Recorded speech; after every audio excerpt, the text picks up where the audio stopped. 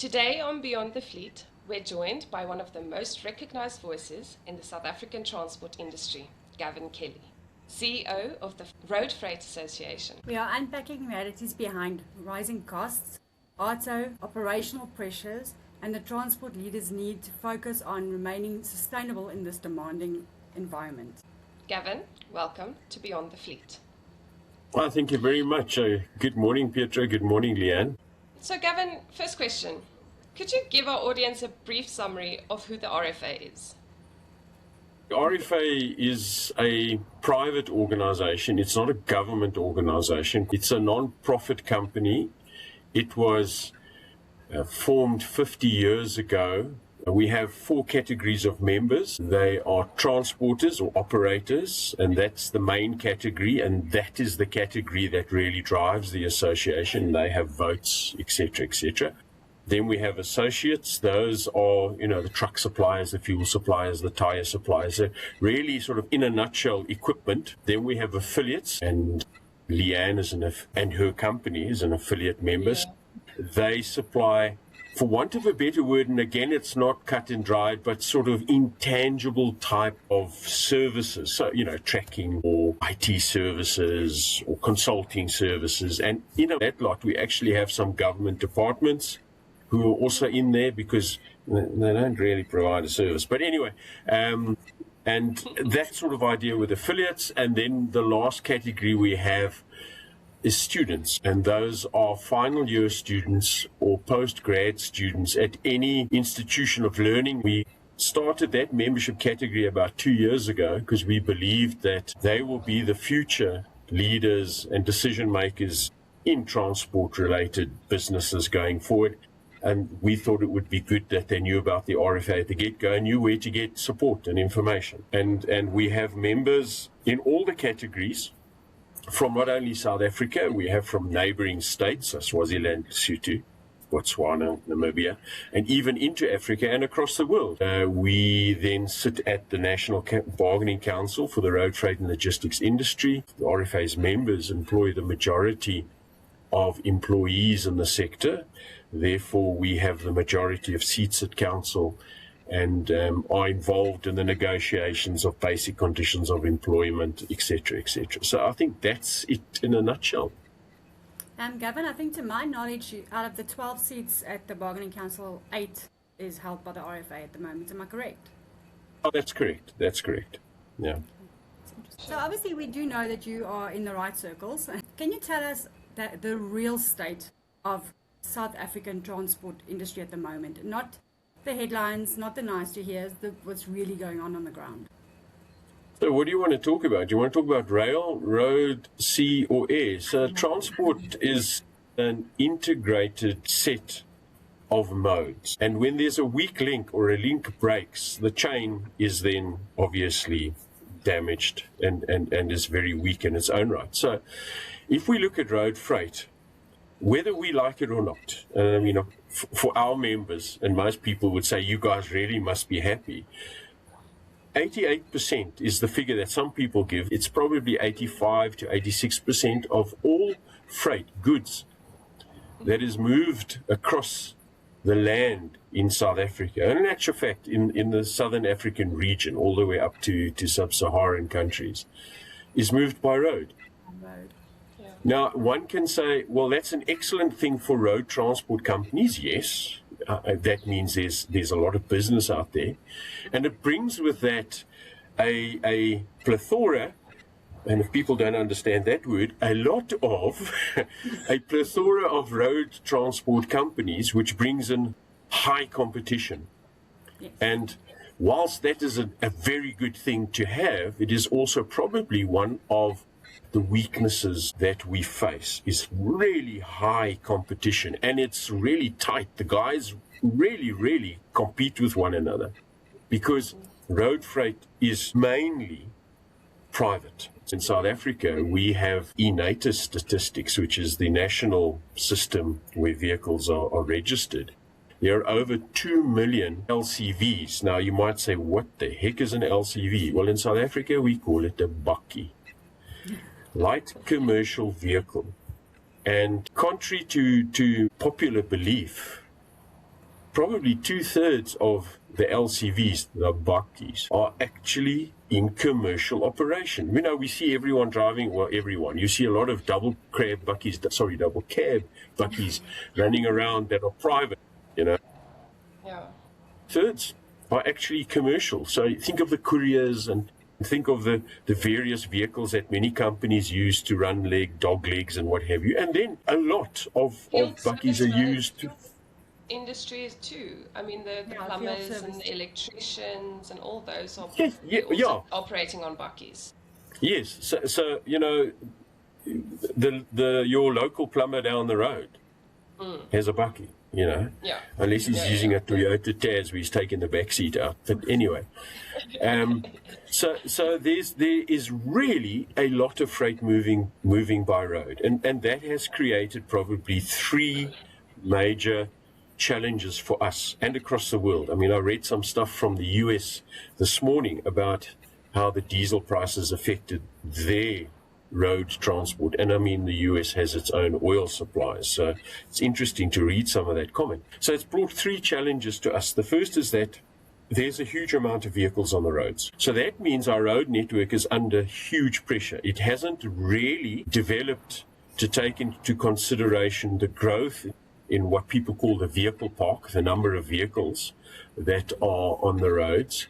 And there are many places, like this morning when I drove back from Johannesburg to Pretoria, I mean, the road is chock-a-block. There are parts where you literally crawl. And so the first thing is, what do we do? Do we build more and more roads? And roads are like magnets. As you make them better and wider and more efficient, so they drag in more vehicles. So that's the first thing. We've got a huge amount of vehicles. The second thing is that we seem to have a bit of a disconnect between the various tiers of government. Now, this is not unique to South Africa. It's around the world. So we've got roads that fall under a national structure, and that national structure is called SANRAL, the South African National Roads Agency Limited. And they are responsible for a number of routes. And you will note that, by and large, those routes are very well maintained. Some of them are known as toll roads, and some of them are known as toll concessions. So like the N3 or the N4, you'll know companies like the N3TC and Track, Bakwena, those sorts of concessions. They're private companies that are maintaining, developing, improving concessioned routes around the country. So in general, the national routes are on very good nick, and they need to be, because something like the N3TC or the N3 route between Durban and Johannesburg, on average per day, carries 3,500 freight vehicles. So that's not including passenger vehicles, it's not including private vehicles, 3,500 vehicles a day on average. There's some days it's less, there's some days it's more. And on that route, it's more on the days just before ships sail, depart from Durban, then that average could climb to 4,500, 5,000, depending on what's happening. And it's an artery. It's the southernmost part of the northern corridor. So there's lots of cross-border freight coming into Durban. Then we have the provinces that generally do the regional roads. We know them with their description as an R or an S. They're still important roads. They carry sometimes even more traffic than what a national road might carry in their peaks. They connect, generally, they're the ones that connect the mines and huge agricultural areas to the major routes. And that's where we've seen a lot of degradation in the roads, because they haven't been maintained. And we as South Africans, and this is not pointing fingers at any government in power right now, please understand that, but we as South Africans tend to not fix something until it's really broken. And by the time it's broken and you see the potholes, the road itself is really broken. The substructure and the foundation is gone. You can't just patch a pothole. You have to really fix it. So we've got this huge vehicle park. We've got roads that are not well maintained. And then we have this other little apple in the basket that's not doing what it's supposed to do, which is rail. And it's really sad. I reflect to the past, and it's not because it was better then or what have you. We need to learn from the past. That's what history is about. Originally, the country was built on the backbone of rail. It had one of the most extensive rail networks in the late 1800s, early 1900s, than even the US had. And we've allowed that to slowly decay, and over the last decades, it's probably decayed even faster than it decayed over about 5 decades before that. And there are a number of reasons for that. The one is that road transport's got much better.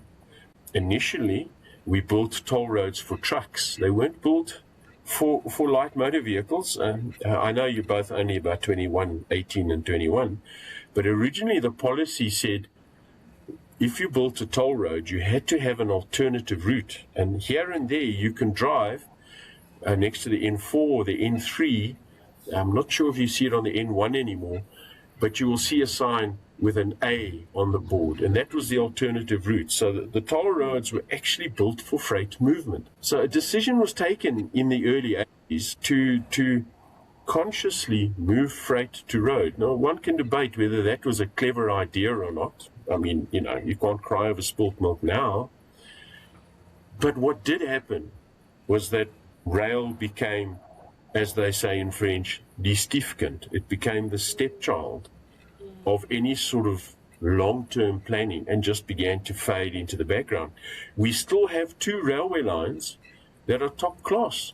They are examples in the world, and that's the so-called Sodana iron ore line, and then the so-called Richards Bay. It's got a different name now. I think they call the multimodal whatever, but in the old days it was called the Richards Bay coal line.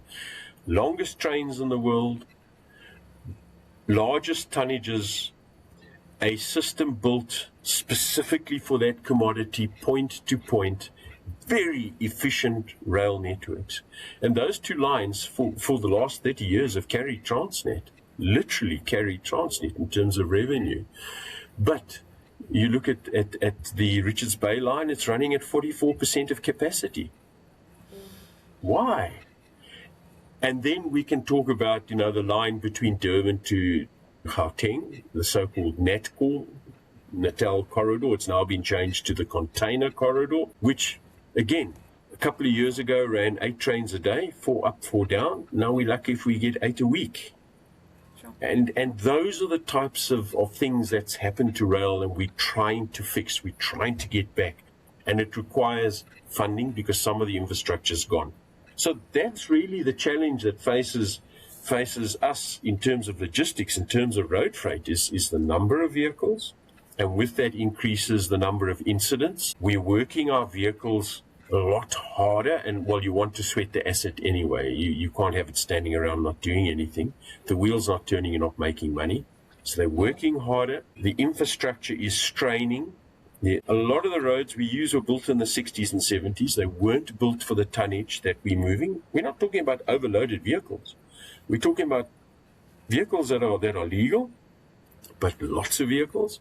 And then, of course, we have this other little bits that come in where Transnet's not doing what it does, and then somebody starts a tiff somewhere in the world and the price of diesel goes wham. Correct.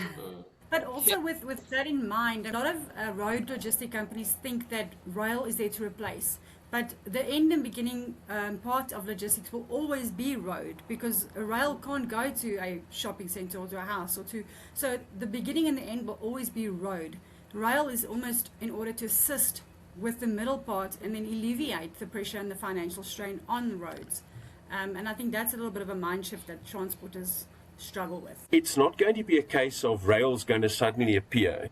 Let's say it happened that tomorrow rail started to operate the way we all wanted to operate. That doesn't mean trucks will disappear. Leanne, you're quite correct, because you just cannot build rail to everywhere. And you're not going to build a railway line to a mine, for example, like a coal mine, an open cast coal mine, that continually retreats. As you mine the coal, so that mine actually moves, and you fill it up this side, you're supposed to repatriate, fill it up this side, and so that coal face moves away from you. So you're going to have to keep extending this railway line. It's just practically doesn't make sense. So yes, you will have trucks doing what we traditionally call first mile, last mile. Yes. And you're probably going to find the day that rail really does come into its own, that the sector called general freight is always going to remain with trucks. But Gavin, what I want to ask you is, what are the smartest operators, the freight operators, doing differently right now to stay profitable with everything that's happening at the moment, with diesel being unregulated and the fuel price volatility with the Middle East war, etc.? What are the smartest operators doing differently right now to stay profitable? Well, they're probably taking all the diesel that the competitors would use and they're hiding it away somewhere. That would be the first smart move. And I joke. So, yeah, what are they doing? So, first of all, what you would want to do is you would want to reduce the amount of fuel that you use. Okay, because, I mean, obviously that right now, and probably has always been in the background, but now with the sort of diesel prices that are out there and the impending increase coming, the first week of May, and there might be another one come June, we don't know. The first thing that you would want to do, well, the smart operators would be doing, is reducing their fuel consumption, their diesel consumption. Does that and how mean do you do that? Rail or how do you do that? So how do you do that? Now remember that right now, whether we like it or not, rail's not an option. No. There isn't, apart from the coal and the iron ore manganese line running to Saldanha, there isn't a reliable rail system in the country. Just look at the agricultural sector. They still exist. Railway lines to various parts of the countries, to facilities called silos, where farmers would now I can't think of the English word, would harvest their grain or their produce and would take it to one of these silos or a co-op that would have a set of warehouses, cold storage warehouses or whatever, and these were next to a rail siding, and once a week or whatever the case was, a train would come and they would load this onto the train and it would go. Those services are not there. So the first thing is reliability. You can only use rail if it's reliable. If you know that once a week on a Monday, whatever the case is, there will be a train, you can load your stuff and it can go. Currently, rail cannot reliably move perishable goods. Now, agricultural products are perishable goods. When I was a lad, we used to travel by train everywhere. And also by train went the mail, post. You would have these bags of letters, not lettuce, letters that would be in the guard wagon at the back. And as this train went along the railway line and went past various towns, they would drop this bag off for Bothaville or Bloemfontein or Batuli or all these ones that start with B in the Free State or whatever. Too. The rail was the couriers too. Yeah, and there were even cans of milk. We did that when we had a farm. We put cans of milk on the station. You could put stuff like that because you knew a train came past the station at 9 o'clock on a Tuesday, picked that up, chuggity, and it went to wherever. Bloemfontein, so for us it went to Bloemfontein, and then it was put off at the station there, and it went to I think in those days it was Clover or Dairy Bell or one of those sorts of things. So you need to know that there will be a reliable service. That's the first thing. The second thing is that your goods aren't going to get zicked, stolen, or they won't spoil. Okay, so let's leave rail out of this right now. And those are the questions that we've been putting there. We've said we'll support this. I mean, our members are in the freight business. They're not necessarily only in the road freight business. Okay, so we're in the logistics business. But anyway, so if we put rail to one side, if you could use it, then use it. Rail to one side, to mention, I know you said 20, so 20 plus shipping and handling here, but I also used to travel per train. I remember Princess train station and Kempton Park train station, and they would drop you at the shopping center. You go in and do your shopping and you get back on the train and travel back home. So my 20 plus shipping and handling age also went on public train. So I do know about that as well. Look at what the city of Cape Town has done by getting that train running back along the coast, to Simonstown or what. Yes, there's the tourist aspect, but getting that suburban train running has made a heck of a lot of difference to the lives of people down there. But anyway. Okay. So if you can't, let's take rail out of this discussion. So you're going to bring down your fuel consumption, the amount that you use. And there are some options. And the first option is a smart operator is going to say, okay, are there other operators that run this route that we can go into a business deal with? So, for example, I'm running this route and I'm always only running half a truckload. So the truck is half empty. Yeah. It could even be worse. It could be 2/3 empty or 1/3 empty. How do I make sure I run efficient loads? That's going to be the first thing. And many operators also struggle with what we call a dead leg, an empty load, a return trip, or even the trip to go get. So it depends which side of this transport work job they're doing has no load. And there's always the search to make sure that both the in and the out, whichever way you're going, both of them have some sort of revenue generated. So smart operators go onto platforms where they can source as much loads as they can to make sure that those trips at least cover themselves. Okay, so that's the first thing. So The second thing is collaboration between transporters to make sure that they've got consolidation loads to fill up a truck. Yes, Collaboration. and I mean, that's not anti-competitive. You can collaborate. Businesses are free to collaborate with one another. Once you start fixing prices, that's where the problem comes in.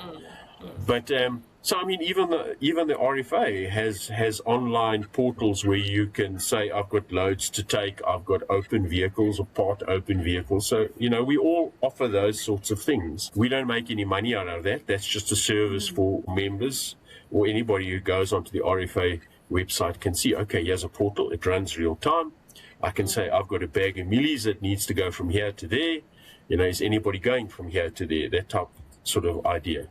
And I mean, that's one of the big things of the RFA is that the members support one another. They communicate with one another. They suggest things. That's the networking out of the RFA. So we've got interest groups in various categories and types of transport where the members actually talk to one another. And again, it's not anti-competitive. It's quite often around every day. You can get the stuff anywhere, but if you've got a bunch of guys that do the same sort of thing as you, and you can ping them for what time does the border at ABC open and close? Do I need a SAD 400, which is a South African, an SADC form? It's not that you really said, because you've got to go through there. It's I could see the look on your face, Petra. It's a form that you need for customs to get goods across between countries and what have you. Do I need this? Blah, blah, blah, blah. So, yeah, collaboration, very, very important. So finding loads backwards and forwards, yeah. Collaborating with other people, why should I send a truck all the way up to the DRC or all the way down to Cape Town from Gauteng if I've only got 3 pallets? Is somebody else not going down there? And, we will, as grown-up, mature businesses, come to a fee, Then it's going to be, okay, the fleet of vehicles, and that's probably what a lot of them are doing. I would say they're doing the first 2 intensely. The next that they do is they're saying, am I making money on this trip? And if I'm not making money on this trip, then maybe I must walk away from it. Okay, depending on the contract they have. Yes. They can say, okay, I'm not making money on this trip. I'm losing money on this continuously. I need to cut the bleed at some stage. And I mean, it's like any of us will do. If you've bought this wonderful sports car and you're not making it every month, somewhere along the line you've got to decide, well, I'm going back to my what, and so there's that. Then there's this fuel consumption that I need to manage. Some of that is short term, and some of it is long-term. So short-term is driver behavior. Very easy to point a finger at the driver, but you get what I'm saying, driver behavior. How do our drivers drive? When is the vehicle used? So am I, like I drove back, as I said earlier this morning from Joburg, am I in this queue? And do I have my vehicles in this queue because I believe by getting the vehicles out at 6 in the morning, I can get to everybody. Maybe I should only have my vehicles leave at 9 in the morning. And who knows, I might actually spend just the same amount of time on the road, or get to all my customers as I normally would do, but I wouldn't have the 3 hours of congestion in the morning where stop, go, stop, go, stop, go raises the chance of incidents and it burns fuel. I mean, Correct. so you've got to look at, you can look at, how your drivers drive. You've got to look at when your vehicles are in peak traffic and whether when you get to a customer, do I stand there for 2 or 3 hours while I wait to offload? And if you've got perishable goods in the industry, we talk about mobile warehouses, mobile cold storage, where the guy stands, he's got to run the engine because that runs the generator that feeds the container, the reefer container. Or you're going to have a dedicated generator underneath the truck itself, if this is a cold storage vehicle that will run. So there you're using diesel again. So you've got to look at that. How long do I stand to load? How long do I stand to offload? Then you look at, do I maintain my vehicles? So I'm sure if you skip a service or two, you think, everything is fine, but the vehicle starts to use more fuel. The types of vehicles I have, there's nothing better than a paid-off vehicle, granted. But if the vehicle is 20 years old, and there's some trucks out there that are like that, they are stalwarts, there's nothing wrong with them, they're mechanically sound, but it's like an old V8, of the 1970s. These old V8 petrol 8. They use a lot of fuel. So you've then got to say, well, maybe I need to start moving to leaner fuel consumption vehicles. They use less fuel, but that's capital. That's capital. There's also this debate around whether I should go to electric vehicles or hydrogen vehicles or natural gas type vehicles. So there's all of that they're looking at. And some of these options that you have to cut down the expense of diesel, are low cost, low capex. It can be behavioral change, like, as I said, not leaving your depot at 7 in the morning and rushing into the traffic. Or it can be high capex, where you now go and buy the latest, newest, sexiest truck, which can set you back 3 million rand, 6 million rand, depending on what you want to go and buy. And then you've also got this discussion, do I go and buy a Euro 5 or 6 or 7? And then there's AdBlue that comes into that, which is another added cost on top of the diesel. So those are the types of decisions that smart transporters are making. And obviously I would say that probably most of them look at collaborations. And make no mistake, they are watching rail. Because if I can put containers on, again, it's the important thing, if I can put 5 containers onto a train, that's 5 trucks I don't have to run from Durban to here, which is going to take me, 10 hours at least. So my risk drops in terms of incidents. Other overheads drop. I'm not propagating that we don't want to employ drivers, but you get what I'm saying to you. So they're watching this very carefully. And then, as you say, Leanne, it's going to be the first and the last mile. But then I need to know that the containers on the train today and like years ago. So, does that answer your question there? Yeah, definitely. Thank you. I'll ask a question that I think might be a little bit tongue-in-cheek, but with regards to AARTO, what is happening there? And I believe there's yet another delay. So is it something that's going to benefit the logistics industry? Is it something that's going to tarnish the logistics industry, in your opinion? I feel like AARTO is the South African version of GTA 6 never launching. You guys know that meme? Do you know what GTA 6? What's GTA 6? Leanne, do you know it at least? It's basically a game that's been delayed time and time again. So okay, yeah, no problem. I'm not a gamer. I might play Scrabble or something like that, but I'm not a computer gamer at all. Lots of people look at me with surprise when I say that. So AARTO is an interesting case study in actual fact, but it's an interesting discussion.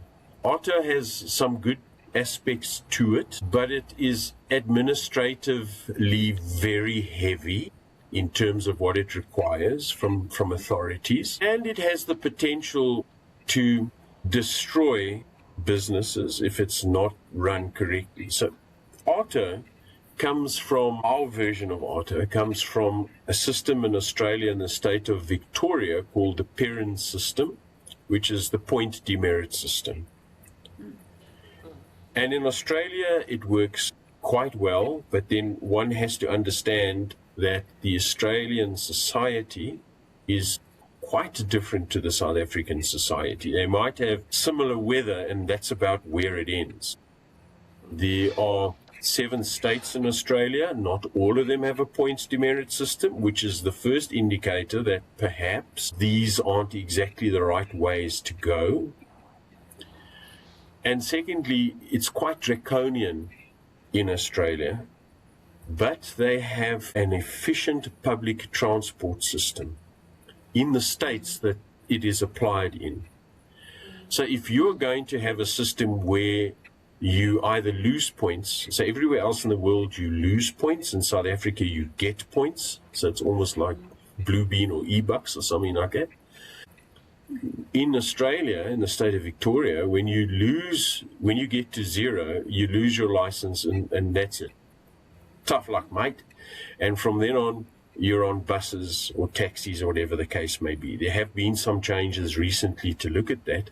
But if you don't have a functioning, efficient public transport system, then taking people's licenses away reduces their ability to work. And that has been always one of the major concerns raised by business in South Africa, as well as unions. They've said, in South Africa, we just, unfortunately, whether we like it or not, again, we don't have a reliable public transport system. Part of that is rail. And if you now start taking licenses away, how are people going to get to work? And if the taxi drivers all lose their licenses, that's 30% of the employment force in South Africa, how they get to work and back. So yes. Do we really want that? And then, of course, there are other things, the reps and all that type of jazz. So Australia has points for drivers because it's aimed at changing behavior. They've retained what we currently have, which is where your vehicle is defective, it goes through a process of being taken off the road, so declared unroadworthy, and you then have to take that through a roadworthy process and get it passed. And if that takes you, and I'm being facetious now, if that takes you 15 seconds or 5 months, well, tough luck. You've got to get it roadworthy, and you've got to get it through roadworthy centers. And when they're happy, you can have your vehicle back on the road. They don't give points to vehicles because vehicles, you can't change their behavior. You can, in South Africa, we're going to give points to vehicles and to the operators. Now, maybe giving points to operators is something we could discuss, but vehicles, no. Vehicles, you take them off the road if they're unroadworthy, you get them fixed and you get them back on the road because that's an asset, it's got to work. And in taking vehicles off the road for every point for 3 months, you can't have that asset standing. You will kill businesses. And typically what's going to happen, and again, you can hypothesize about whose vehicles are going to be pulled off the road first. You can go with taxis. You can go with some buses. You can go with a fair amount if you really got an efficient traffic police force. Many private vehicles would come off the road quite quickly for, license plates, indicators, not there, lights, windscreens, name it, tires. You could actually pull vehicles off very quickly. Yeah. So one of the things we've said is we've got to be very careful about this. We support dealing with behavioral problems. And again, with that, we've got to be careful because it's not just the private individual. What about the drivers? So drivers in our industry are exposed twice to getting points because they're exposed. Remember, you can get points in your personal capacity, driving your own. So if you're like me, I'm a hooligan on the weekend on a motorbike, and I can earn a lot of points on the weekend because I drive like a tongue. But from Monday to Friday, I am the best fleet driver, professional driver, PRDP holder, call it what you want, when I drive the bus or the truck. I've got a record that is so squeaky clean, I sound like fingernails on a chalkboard. I never do anything wrong. But in my private capacity, I could create a problem. And that creates a problem for the employer. The employer then needs to have access to the points of the driver so that they can see what's happening. Because currently, if you allow a driver to drive on the road with expired licenses or points of whatever, your insurance company can turn around and say, we're not insuring that, or we're loading premiums. Or you could find he or her has had her license withdrawn, and you're now allowing somebody without a license. Because remember, when your license gets cancelled, even though it was my motorbike with which I committed the offences, it are not my motorbike license what are withdrawn. It's all the licenses. So including my heavy vehicle license, my licenses, my ability to drive on a public road is withdrawn. So we've got to be very careful about that. In our focus meeting yesterday, there were a couple of companies who raised questions around, so how are we going to deal with our employees when they start getting closer to this magic 15-point threshold? What do you suggest? And we said, we need to talk to unions, we need to go through council. In your business, you're going to have a process. And remember, it's very easy to turn around and say, well, you've now got 15 points or 16 points. You can no longer drive for us. Inability to perform your task would be the legal thing. So we're now going to dismiss you.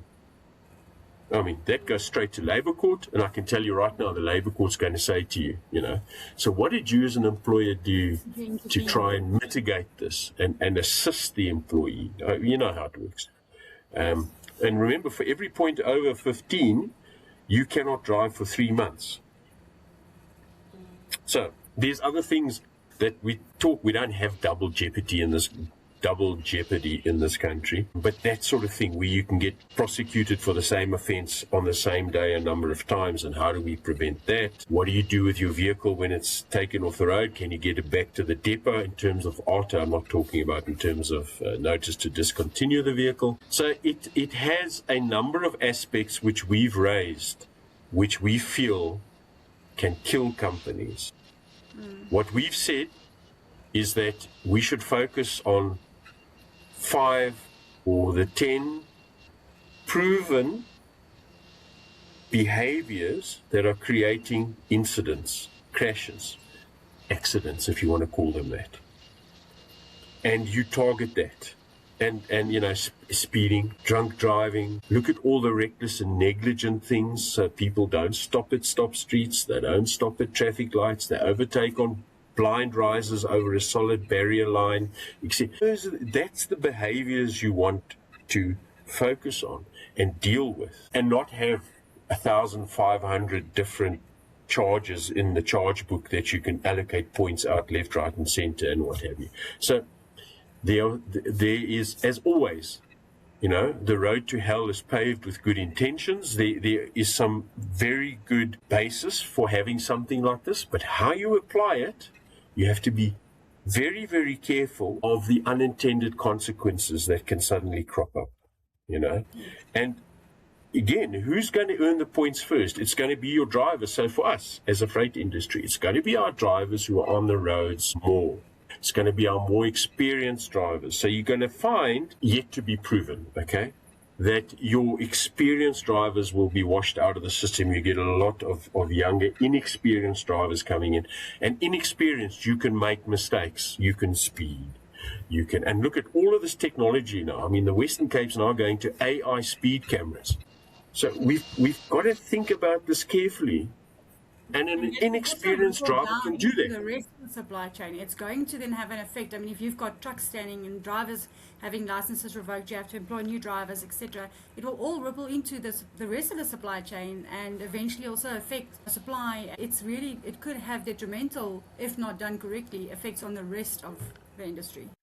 But exactly. Gavin, do you think AARTO is being delayed because they see these problems, or no? Why is it not being necessarily? Delayed? No, it's being delayed for a number of administrative hurdles they are experiencing in the background, and they are again with those 3 layers of government. There are some authorities that see road traffic policing as a road safety initiative. Others see it as a revenue generation. Yes. We haven't got to corruption yet, which is a huge issue that we'll deal with on a daily basis. And there's still this whole debate around who's really responsible for this. This is a local competency. It's in the Constitution. You're taking this away from me because remember, if we take corruption out of it, it is part of a process of A, changing behavior, and B, it's revenue generation. So licenses and permits and fines and things are ways in which, think about expired parking meters. I'm going to get points for expired parking meters. How are you going to change the behavior of the parking meter? The driver. So there's a lot of discussion happening in the background. And then service. How are you going to make sure that you get your notices? How are we going to, so the issues that we've raised is, every time I want to see what points my driver has or my vehicle has, I must pay. Large companies are going to pay more in admin fees than they might be paying currently in fines. Because it's 60 Rand every time you want to get the information, or you can pay an annual fee of 250 Rand. But if I've got 9,000 vehicles times 250 Rand, how many fines do I get in a year? And most people are going to go that route because how often do you need to see the points? You can't say, well, I'll just look at the driver's points once a year because, again, you don't know what he's doing on his motorbike. And you're going to need to ping that. Yeah. No, that's going to be massive implementation. Yeah, I just don't think that... Nou nie mooi deurgedink daai ene nie. Yeah. Mentioning AI now quite a few times, and even earlier in the earlier discussion about rail. So obviously you can't manage something you don't measure. With regards to data-driven insight, how important or what advantage do you feel that would bring to a logistics company to have that in their fleet? It's like saying, do you use a spatula when you make a pancake? If you're not using a spatula, you're going to sickle. So you need to know what's happening in your operation. And I'm not saying that you have to have all of these wonderful technological devices and or systems, but it makes your life easier. Trucks run continuously. You obviously want your vehicles to run as often as they can because that's how you generate revenue. But you want to know, first of all, you want to know where you're making your money because you want to keep doing that. You also want to know where are my cost centers and how do I avoid them and how do I know this is a cost center? And has this been a stealth cost to me that I haven't known because I actually haven't monitored it? So it's important to not only have where's my vehicle at any given time as in a basic tracking system. You need to have systems that tell you how your business is operating, what your cost centers are, how you can manage them. So why is this cost sitting here? You need to get it to a point where you analyze the data to understand what your business is experiencing. That's what you need to know. If that's the single source of truth, yes. Gavin, are you optimistic about the future of road freight in South Africa? Why wouldn't I be? Road freight is not going to disappear. And if you look at the stats from the Department of Transport and what they've said, the generic growth of freight is going to be over the next 5 years, they're predicting 5 to 6%. I think that's actually quite large. I would say it'd probably be 4 to 5%. But if you took that 4 to 5% growth year on year over the next 5 years, you're looking at a 24% increase, 23% increase. Okay, shoot me for that. Let's call it 20% increase in the amount of freight that needs to be moved. Yeah. So there's always going to be work. I think technologies are going to play a huge role. So there's a huge debate around the electric vehicles. And I think that technology is not mature yet. It's not mature in terms of price. It's still very expensive. It's not mature in terms of support. So, for example, I see they call them ICE, internal combustion engine, the diesel engines. You can go down your road and there's a filling station. Well, today there is. There might not be tomorrow, but there's a filling station. You can go anywhere in the country and freight vehicles go everywhere and anywhere in the country, and you can get fuel easily. To charge, that's going to be a bit of a problem. And remember, it's not just rocking up somewhere and sticking your plug into a 220 volt or a 240 volt. Though that feed and that charging capacity has to be far more than that. Otherwise, you'll spend 8 hours while you're waiting for your flat 3 to go from back to flat and back again. That's why I'm saying that system's not mature. We haven't got those in place. We haven't got then you're going to require Eskom to put in, I think they call them high tension or whatever they call them, those sorts of electrical feeds. So think about going down to Durban. You're going to get to Harrismith, which is halfway. The best trucks at the moment, I think their last thing was you can do about 400 Ks on a good day. Then you've got to recharge. If you now come into a place where you want to recharge, and it's going to take 8 hours to charge your battery, it's a no-flyer. Guys are saying, well, they've got new technology, it's now 4 hours. 4 hours. So you get there, and there's 3 trucks ahead of you. So we're seeing a thing called range anxiety, where, the guys with batteries, you see it in battery vehicles. So not mature yet. Then, of course, there's the servicing, there's the dangers around fires. We've seen fantastic fires. It's changing. Technology is changing. There are a couple of OEMs that have brought out some of the questions I actually asked years ago. Why can't you just swap the batteries like a Duracell battery? And there are some manufacturers coming out with that now, that you can go to a place and they'll take this battery out and put another one in. But that's yet to come. Hydrogen vehicles, it's the same thing. The technology is new. The last thing we want to see is a little atom bomb going up in Gululis. Yeah. Maybe it's not the same hydrogen, but there's still a long way to go in terms of that sort of technology, a long, long way to go. So I think the freight industry will be here, will always be here. The technology will change. Perhaps the design of vehicles will change. And at the association, we've spoken about smart trucks, and smart trucks are not the PBS vehicles. We've spoken about having designs where you can change the containment area, the load areas. That's a smart truck. So that today, if I need to move fuel or milk, I can put a tank on. Tomorrow, if I need to move coal, I can put a side tipper or whatever the case is on. You're going to see those sorts of things starting to happen. Yeah. We'll see what the future holds. We've got a fun minute-to-minute rapid-fire questions coming up. Gavin, the rules are as follows. It's rapid-fire questions, one-word responses if possible, and then put on your best Scottish accent. Because when Leanne and I met you, I think it was the first time, Leanne, you met him. No, too. I met him before. I think it's the first time you met him, Petra. Yeah, it was the first time I met you, Gavin. Was at the 2025 Askia Award ceremony, and you did a Scottish accent, and you were in your Scottish attire too. So that's why, because we know you can do a Scottish accent. Okay. Okay, let me just wet my throat. I think this tea is ice cold. Are we ready, Leanne? Okay. Ready, set. Gavin, what stresses you more, fuel prices or compliance? Compliance. Finish this. Running a fleet is like? Really running down to the loch and getting into cold water. Biggest hidden cost in fleet management? Driver. Diesel or petrol? No explanation. Diesel. Worst thing a driver can say on the radio? Oh, I'm sorry.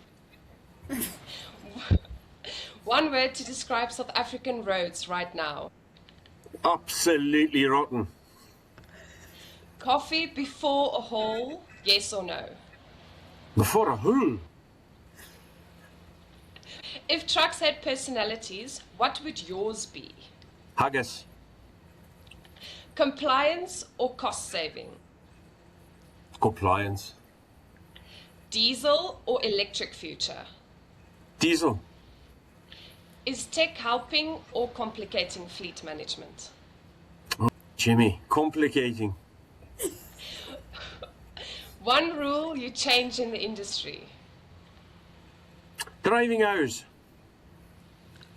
RTMS should be mandatory. Agree or disagree? Disagree. Drivers are underappreciated. Yes or no? Yes. Tech will replace human decision making. Agree or disagree? Disagree. That's all my questions. Thank you very much for being Wasn't that bad, was it? Gavin. Yeah. I actually started off with a bit of an Irish accent there to start off with, like now. But there we go. Thank you very much, Gavin. Pleasure. You were a sport, yes. Anytime. Thank you. Anytime. All right. Ladies, you have a good one, eh?